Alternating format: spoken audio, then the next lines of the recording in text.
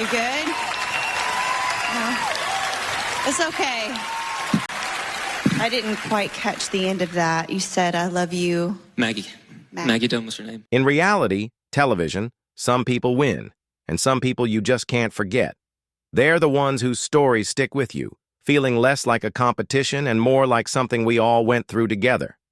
In 2025, American Idol introduced us to one of those unforgettable people. He was an 18-year-old from a small town in Louisiana with a guitar, a voice that sounded like it came straight from country music's golden age, and a story he just had to tell.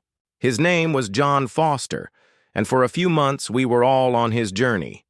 He was the neo-traditionalist, the old soul, and the fan favorite who fought his way to become the season 23 runner-up. His performances weren't just songs.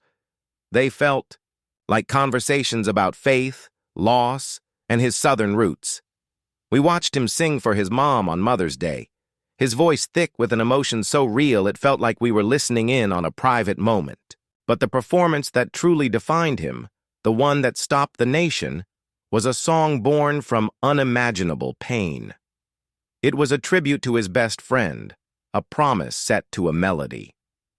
Behind the bright lights and cheering crowds, a quiet, personal story was unfolding. This is the story of the image built for him, the song that defined him, and the strength of a young man who just wanted to be himself. You remember the voice, that rich, classic country sound that felt both timeless and brand new. You remember the humble kid from Addis, Louisiana, who seemed genuinely shocked to be in the national spotlight. And you definitely remember the moment he stood on the American Idol stage, tears in his eyes, his voice trembling but true as he sang the final, heart-wrenching lines of his own song, Tell That Angel I Love Her. It was a performance that went way beyond the competition, a moment of pure, unfiltered grief and love that left the judges speechless and America in tears. At the end of the song, he whispered, I love you, Maggie. And in that instant, he wasn't just a contestant anymore. He was a young man sharing his soul with millions. But here's the thing you might not know. That kind of raw, personal truth doesn't always fit neatly into the polished world of primetime television. Bringing a song that personal, that heavy, onto a stage built for spectacle is a challenge in itself.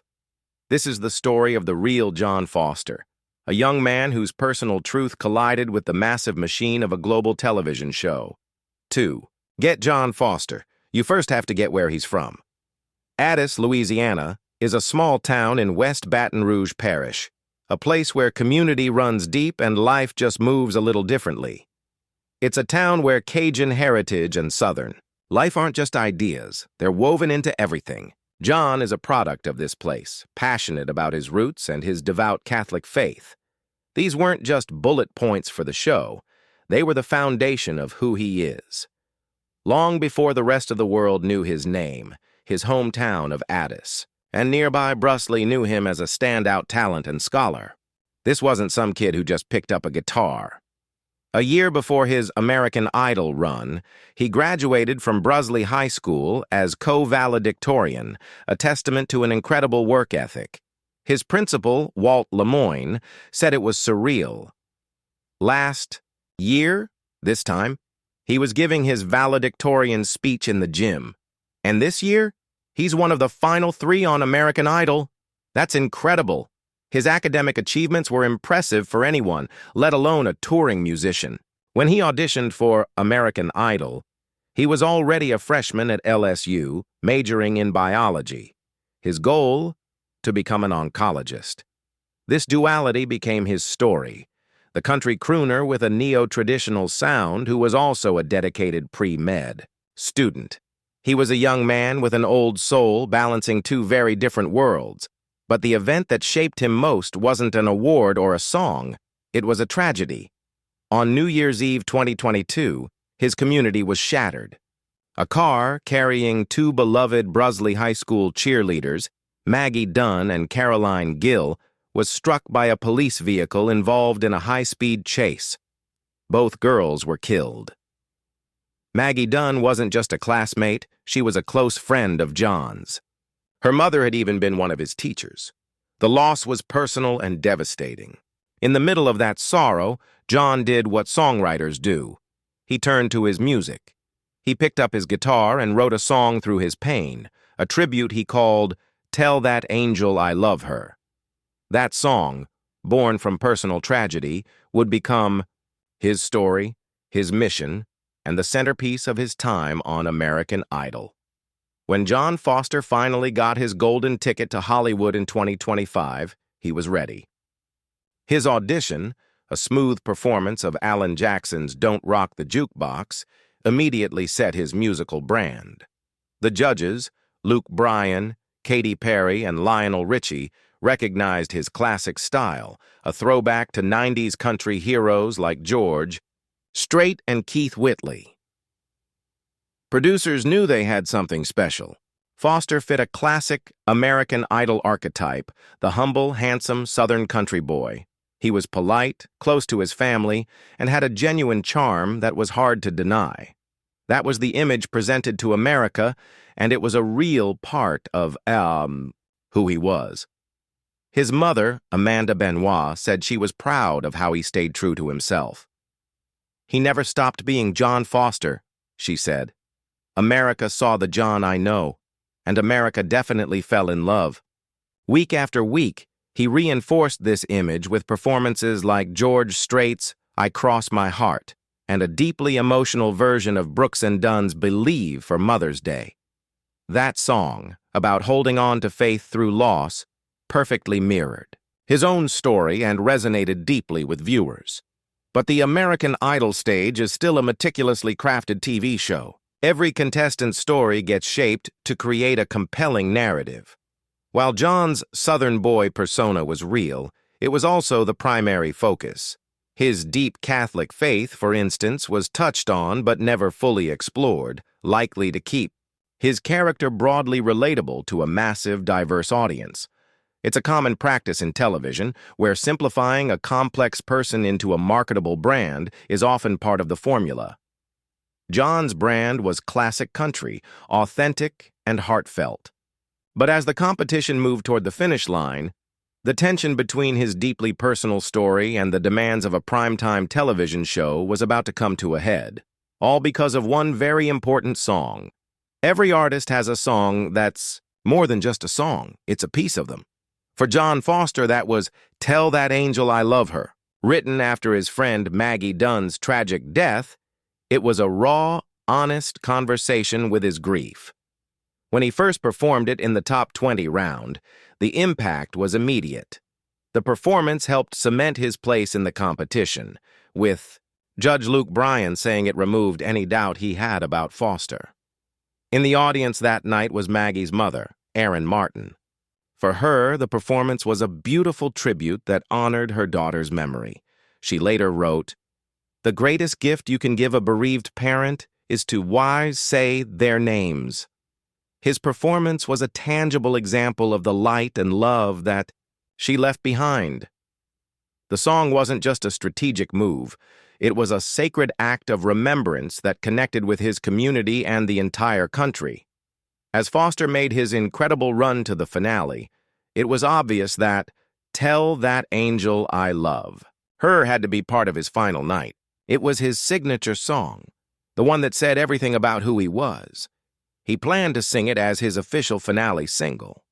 However, putting such a profoundly sad song into a high-energy celebratory finale presents a real challenge.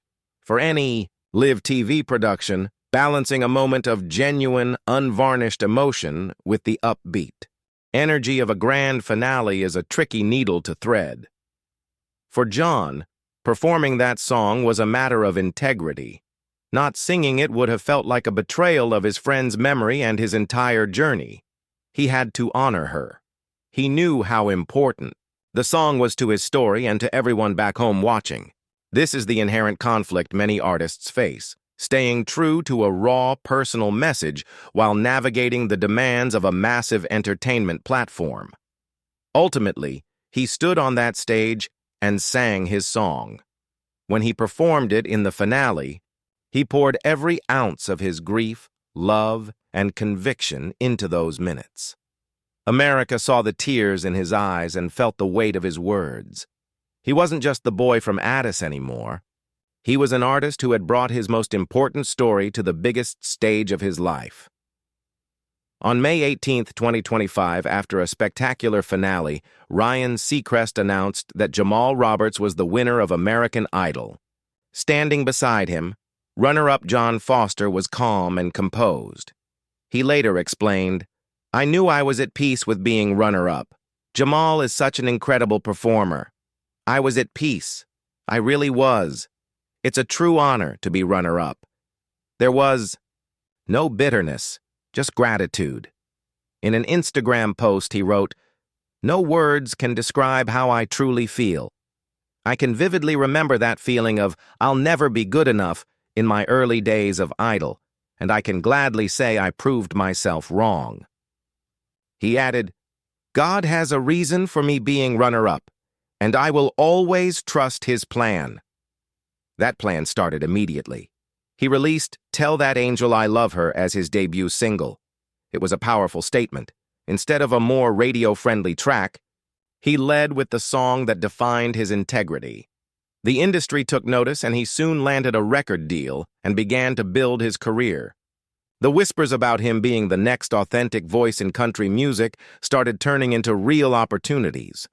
One of those opportunities was a debut at the Grand Ole Opry, a rite of passage for any country artist. He quickly became a favorite at the legendary venue and started booking shows across the country, often sharing the stage with Louisiana music legends like Wayne Toups. His momentum was real. But even as his music career was taking off, John did something that surprised many. He didn't put his education on hold. He went back to Baton Rouge to continue his biology studies at LSU. The guy who was one of Nashville's most promising new acts was also still a college freshman determined to become an oncologist. Choosing to walk both paths showed exactly who he was. He wasn't just chasing fame. He was building a future on his own terms. The reality TV spotlight can fade fast, but John Foster is building something different, balancing ambition with a whole lot of humility. His life today is a masterclass in chasing more than one dream at a time. He's still a student at Louisiana State University, working hard on his biology degree with that goal of becoming an oncologist still in sight. He told LSU reporters, "Academics have always been incredibly important to me, so I've made it a priority to balance my studies with Idol." That hasn't slowed down his music one bit. He's actively working on his debut album, spending his time in Nashville studios. He has returned to the Grand Ole Opry stage and continues to play shows that honor his classic country and gospel roots. He has a refreshingly practical view on it all, saying he'll be a musician for the rest of his life, whether as a full-time artist or a doctor who plays music on the side. He's letting his audience and his faith guide his path. His ultimate goal, he says, is to leave this earth in a better shape than it was when I entered it, no matter what career path I choose. His connection with his fans remains incredibly strong, mostly because he's so genuine. On social media, he often posts messages of gratitude, updates on his songwriting, and reflections on his faith. It's that grounded sincerity that has turned viewers into a loyal community. John Foster's story is still unfolding, not with the manufactured drama of a TV show, but with the steady, quiet steps of a young man who knows exactly who he is. He's the pre-med student who can fill a concert hall, and the Nashville recording artist who is still most at home in his small Louisiana town. So what really happened to John Foster? He wasn't some product of the Idol machine who got lost after the finale.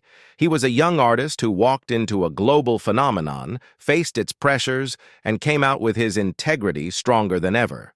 The challenge of performing his most personal song wasn't a story about production. It was a story about his own artistic conviction. He fought to honor his friend, and in doing so, he showed millions what it means to stand for something. The safe Southern boy image was only part of the story. The real John Foster is a scholar, a man of deep faith, and a resilient artist, with the heart of a healer. By refusing to choose between his music and his dream of becoming a doctor, he's writing a new script for life after reality TV. He proved that a runner-up finish can be the start of a first-place life. And as he keeps singing his truth, it's clear his biggest moments are still ahead.